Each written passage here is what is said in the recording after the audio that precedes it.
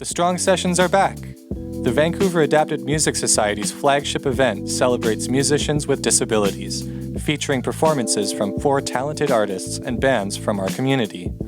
Join us on August 25th at the Roundhouse Community Centre from 5 p.m. to 8 p.m. Tickets are by donation. For more information, visit the Vancouver Adapted Music Society on Facebook, at VAMS Society on Instagram, or on our website, www.vams.org. We hope to see you there.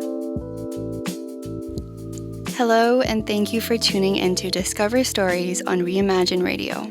My name is Tanya, your host and a student intern with VAMS while completing my social justice practicum. Today, I have the absolute privilege of talking with SYLVI macCormac. SYLVI began composing WHEELS Soundscapes, Voices of People with Disabilities at SFU and VAMS in 1997, received International Honourable Mention Electroacoustic in Bourges, France for Waves of Kokoro, including text, soundscape, and voices of Barbara Bourget and J. Hirabyashi of Kokoro Dance 1999, Patience and Absurdity Documentary about Mom with Dementia and Daughter with MS, screened in London during 2012 Paralympics, director Paula Cole, acted in the 2018 Canadian feature film Bella Ciao, director Carolyn Combs, and walk-on role in the CBC series Charmed, 2021 co-produced with Bryden Veinot at VAMS, Brother Bear and Bent Boxes, Russell Wallace, an echo-acoustic portrait of QEKIYEKSUT. Hi, SYLVI. How are you? Hi, I'm Roland. How are you? Oh, I'm doing very well. I feel like it's been a pretty cathartic week for me. Wow. Why? Say that again? What was why? What was cathartic for you? Well, essentially, I think I felt a lot of feelings that have been ruminating in my body. So it was cathartic in that I sort of let it out and let it go. So emotional. Good. Emotional, in other words. That's good. That's good. It's good to lift yourself up. Oh, yes. Yeah, absolutely. To let go of the heaviness. Yeah. Yeah. To start off our conversation today, a question that I'm borrowing from one of my favorite podcasters, Krista Tippett, who hosts On Being, is how would you trace the origins of your passions and way of seeing and being that form and fuel you in the soil of your childhood? Well, I had to really think about that.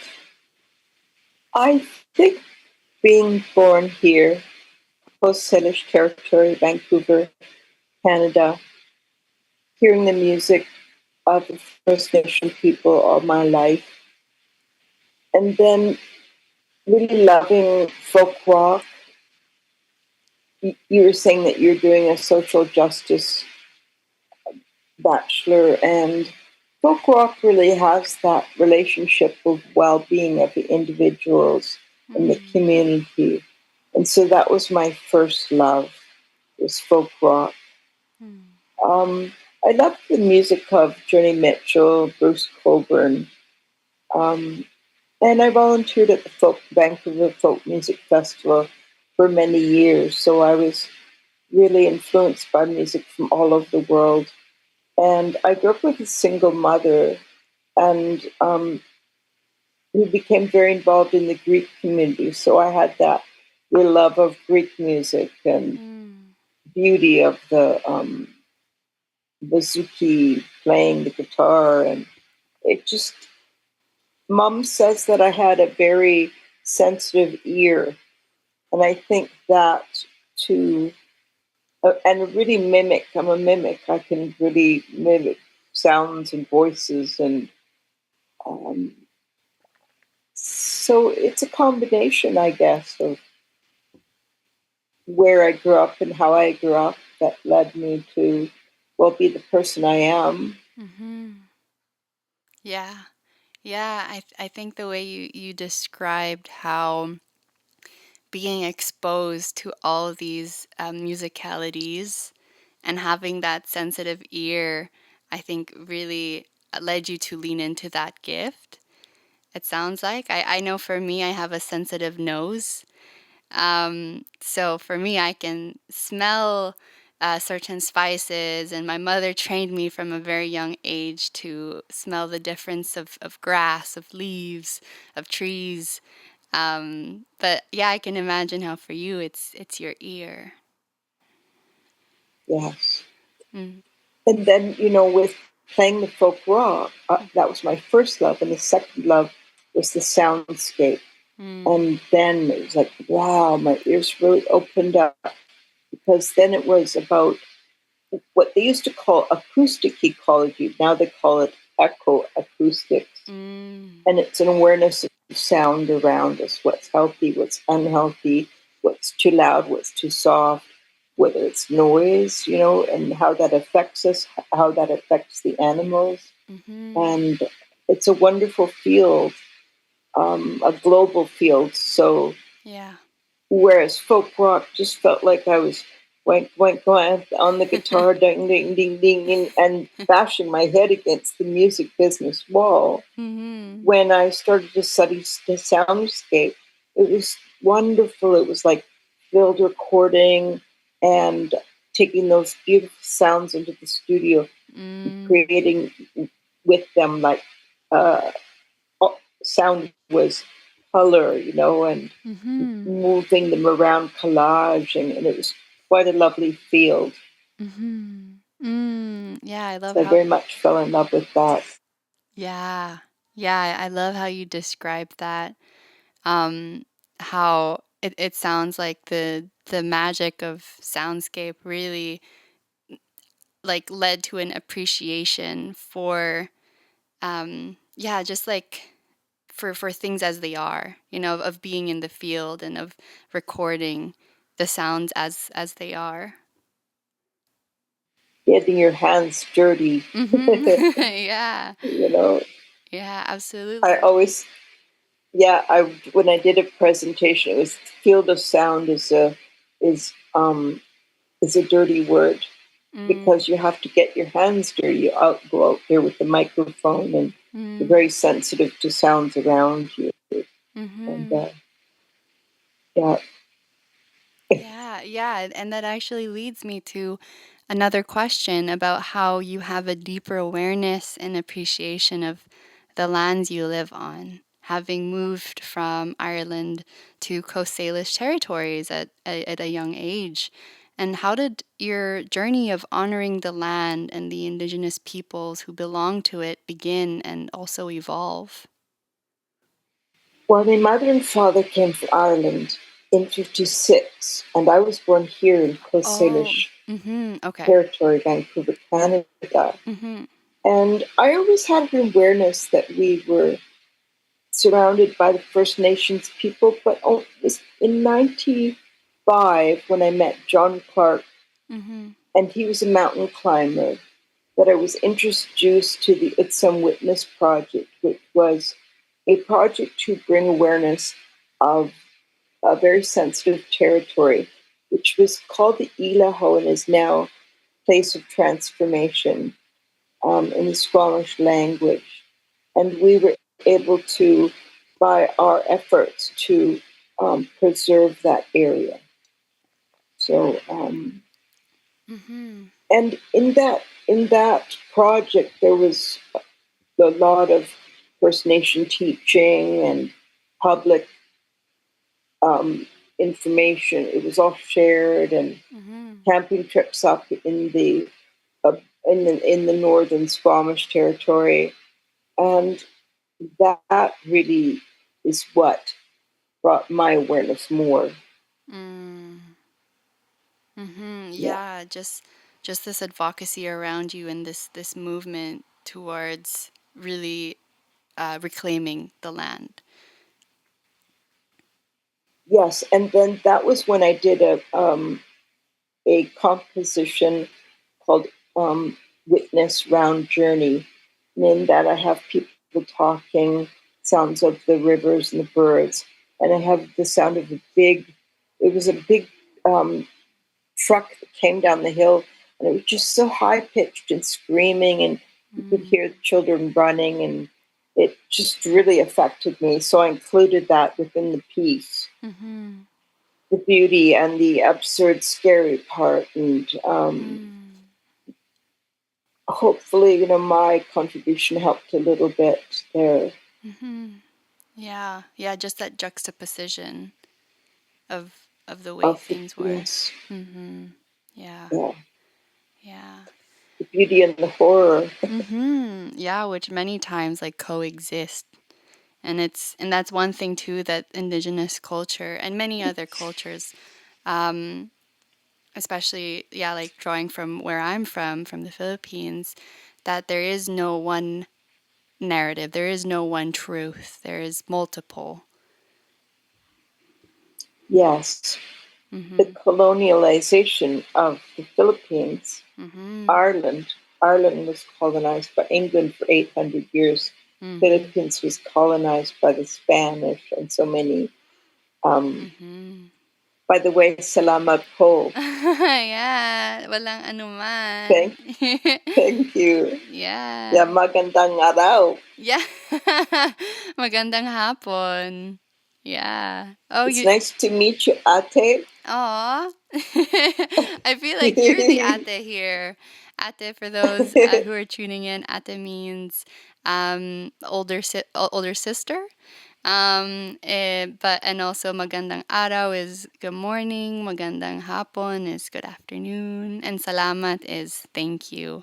And I love that you know some of the words from my language. It always it just like makes my heart flutter to hear that. I'm just so curious. Where did you learn that from? From my care people the community health workers, many of who have been nurses in the Philippines, came to Canada and became the community health workers here. So over 20 years, I've learned phrases here and there. I'll tell you another one. And I finally learned the grammar of it. Ako nakakatua na anggoy sa Ireland. Say that again? Ako nakakatua na anggoy sa Ireland. Are you saying that you're from Ireland? I am a funny monkey. I am a funny... Oh! Nakakatua. Ako nakakatua na unggoy. Na unggoy, yeah. Funny monkey. Nakakatuwa na unggoy. Sa Ireland. And there's no monkeys in Ireland. In Ireland. Oh, I get it. Oh, yes. Yeah, that's the thing with Tagalog is there's very special like emphasis on certain syllables. So it's So how would you say it? Ako ay ako. Yeah, you said ay nakakatuwa. Yeah, it's very fast. Naunggoy. Naunggoy. Yeah. I love that. Oh, I love the silliness around that too, and just the free spirit. I can't imagine it. It's a sight. It's a sight to see a funny monkey in Ireland. You don't know there's a monkey there. Yeah. That's why I love the elephant on your wall there. My mom, when she was a little girl, she rode a monkey in the Dublin Zoo. But she always felt sad for that elephant, because she knew that it was hurt, and as she got older, it was harder to carry the children. And her name was Sarah, the elephant. And we always had an elephant in our house, and if you face it inwards, the trunk, it brings you good luck. And my mom always talked about Sarah. Oh yeah, no, I really feel that too, and I feel as though like elephants, to me, I have this affinity to elephants, because they are such nurturing and protective and loving animals. and yet they have such thick, resilient skin. And Mm-hmm. I always just am amazed by them and their love for each other. Yeah. Shall I go on to the next question? Yes. Okay. When were you first diagnosed with multiple sclerosis? Can you share what it was like receiving the diagnosis and how that unfolded? I was diagnosed when I was 21, and it affected me sort of every year. I would get sick and I would get better. I would get sick and I would get better Mm-hmm. until it became more aggressive. Mm-hmm. I was a picture framer, that was my trade. Then I wasn't able to do that. So I moved, knowing that I was losing the ability to, then I went to study at SFU. Mm-hmm. And that was where I discovered the soundscape through studying with Barry Truax and finding the World Soundscape Project and Armor Schaefer and Hildegard Westerkamp's work and the wonderful field that they're calling it ecoacoustics is, Mm-hmm. acoustic ecology. And it just opened my mind so much to it. MS affected me in that I couldn't do the picture framing anymore and couldn't do the playing guitar or traveling, but it opened the door to the soundscape composition, which then was a more fulfilling field in a way and a more global field. My work then went around the world, whereas here I was in Vancouver, just one of many artists, and I'm still one of many artists, but I love the field. It's very special. Yeah. You can make birds are already singing, but you can combine them with piano and spin them around the room and water and horrible trucks and just really communicate maybe your family story and I love doing portraits. That's why I started the WHEELS Soundscape project. Mm-hmm. I had been at SFU and I was introduced to this project called the Radio Ballads that was Peggy Seeger, and she was the daughter of Pete Seeger. So Peggy Seeger and Ewan McCall, with producer Charles Parker, began a series of interviewing people in the community, one of which was our individuals with polio. And so that was one of the first pieces with composition with people with disabilities. And so I was inspired to start the WHEELS Soundscapes doing that. And that's one of my favorite fields, composition types. And then it's funny because Brother Bear, Russell Wallace, has a disability called cataplexy, which is similar to epilepsy. When you're overwhelmed with feelings or stress, you faint or you fall. And that piece has now gone to Scotland, to the Netherlands, to California twice, to radio in Alberta, and it's making its rounds around the world right now. So it's quite wonderful. Mm-hmm. Yeah. Yeah. That is. And I have listened a bit to it and I love the storytelling. I love the overlapping and just how just this beautiful amalgamation of things that just fit right. Yeah. Oh, I really enjoyed it. thank you so much. That means so much to me. It was a real joy to do, and such an honor to work with Russell's music. He's a composer of music over 40 years, from traditional to pop to hip hop to classical, and then to work with his music, which included his mother's voice also, because they were in a band called Zokum, which means chickadee. And so then to have his mother's voice, that's the older woman's voice you hear in the beginning. It was just so meaningful. You know, you asked me which is my favorite, all of them, but that one, my latest one, feels like almost the completeness of what my purpose is here doing. Oh. And, you know, I can't edit anymore physically. I can't use the mouse to cut and edit. And so I went to SFU, or to VAMS, and I spoke with Bryden. And by Bryden's knowledge and his ability to edit, oh my God, it would have taken me so long to do, because he's beyond me in knowledge and ability. And working with him was a dream come true for a composer.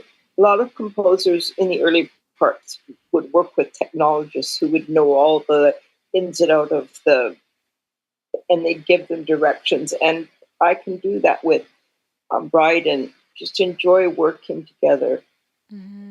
We're working on some cassette tapes that I had from 1982, and we're now working on an album of folk rock songs from 82 and 94. Wow. So this year I'll come out with the WHEELS compilation, which will be about 10 or 12 compositions. And then also, might call it Evergreen, which would be the folk rock album. So it's kind of, I've got two sides, two hands. You know, one does the folk rock, one does the electroacoustic soundscape composition. So Yeah. I'm not going to lie. I think the last time I saw Bryden, he gave me a very exclusive sneak peek to what he was working on with the old cassette tapes, and I thought it was so cool. I was just like, whoa, like I didn't even think this could be possible. But it's now that, because I know that we were talking about this elephant behind me, and I was talking about how it's like a mosaic, and that's sort of how I see like the work that you do, because this is also, I would say, this is my introduction to soundscape composition and electroacoustic, and I think it's so rad. I haven't used that word a lot, but I I think it's rad, and I think it's cool. And when you mentioned earlier how this last project you worked on with Russell Wallace, I think, and how that gave you a sense of completeness to your purpose here on Earth. That really moved me. I had goosebumps because as somebody who's also creatively inclined, I think that the art that we get to produce is this beautiful extension of ourselves, and a way for us to leave a legacy and to continue being part of community long after our bodies have served their purpose. Yes, I think so. And I'm sure you could imagine, and I ask you, could you imagine creating a piece with elephants? With sounds of elephants singing back and forth to each other, and the sounds of their environment, and then maybe people talking about them and honestly, what they do. And so I am very open to it, and I'm always open to creative ideas. And also the reason why I say I'm very open to it is because one of my partner's aspirations is to go back to his lands, back to essentially Africa, and I totally see it. I would not shut myself from the opportunity, and that's the thing too, is that life has a magical way of bringing us to places that also need us. Yes, yeah. Mm-hmm. Yeah, you can get yourself a little H4N Zoom, take that, it's a very small recording, and take it with you. It's a field recorder, and it transfers digitally into the computer. You may know about it already, right? Yeah, I do. Yeah, there you go. I took a podcasting class in my undergrad. I did my undergrad in Hispanic Studies and Creative Writing. And so my podcast professor, she was really cool. We also did this activity once where we just went out into the campus at UBC, and all we had to do was just record sounds that we were drawn to, and I thought that was very cool. Lovely. Yeah. This podcast is brought to you by the Vancouver Adapted Music Society. Since 1988, VAMS has been supporting and promoting musicians with disabilities in Metro Vancouver through various programs, including music lessons, recording projects, and live performance opportunities. To learn more about us, visit our website at www.vams.org, at VAMS Society on Instagram, the Vancouver Adapted Music Society on Facebook, or email us at info@vams.org. Thanks for listening.